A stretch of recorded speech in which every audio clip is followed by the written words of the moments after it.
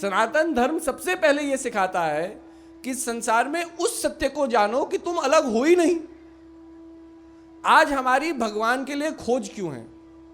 क्योंकि हम सोचते हैं भगवान कहीं छिपे हुए हैं। अगर दो दोस्त हैं, एक दोस्त ने दूसरे का खिलौना कहीं छिपा दिया, तभी तो दूसरा दोस्त उसकी खोज करेगा, क्योंकि वो छिपी हुई चीज है, वस्तु परे है। अगर दोनों दोस्त के आगे वो खिलौना है तो ना तो छिपाने की जरूरत है ना उसे खोजने की जरूरत है, क्योंकि वो प्रत्यक्ष दोनों की नजरों के आगे है।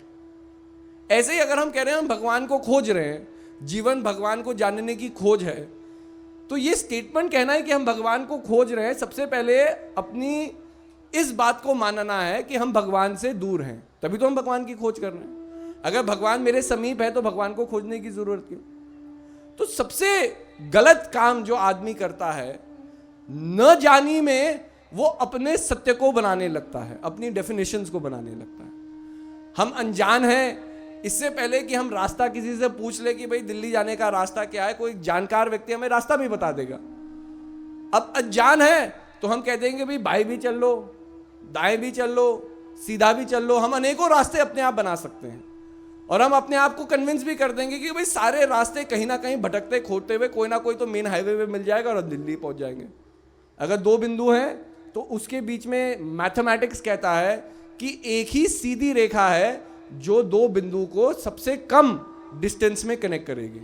आप लाइन को टेढ़ी मेढ़ी कर करके उसे उतार चढ़ाव करके बिंदु को कनेक्ट कर सकते हैं, लेकिन वो सबसे छोटा डिस्टेंस नहीं होगा। तो लॉजिकल बात यह है कि अगर हम यहां किसी चीज को जानने आए हैं तो इस चेतना के द्वारा, जो प्रभु की इतनी सुंदर देन है, जिससे हमने क्या कुछ नहीं पाया है।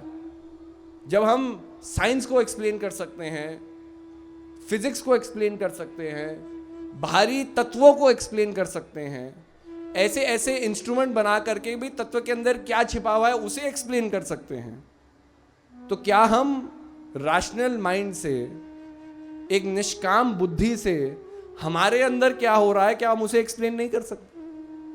तो यही सनातन धर्म समझाता है कि सबसे पहले क्या तुम्हें जानना है उसको जानो, अपने वास्तविक स्वरूप, अपने चैतन्य स्वरूप को पहचानो।